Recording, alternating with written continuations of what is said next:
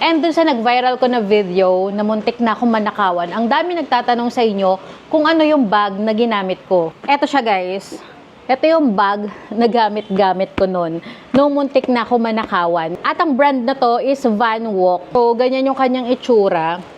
Ang dami mong space na may lalagay dito kasi talagang malaki siya. So, nung muntik na ako manakawan, ito yung inopen niya. Etong bulsa na to, at wala siyang nakuha dahil sobrang lalim neto. Matibay talaga to kasi ang dami ko nang nailagay dito, mabigat man, magaan man, talagang very durable ng quality niya. Perfect to sa mga student guys, lalo na kapag nagdadala kayo ng mga 5 to 7 book na mabibigat. Kayang-kaya niya, caring-carry niya. Meron siyang compartment dito or parang lagayan talaga ng laptop and makapal yung padding niya. Ang color niya is yung parang strawberry pink. So, ilalagay ko na lang dito sa aking yellow basket guys ha, kung interested kayo. Ganyan yung kanyang itsura.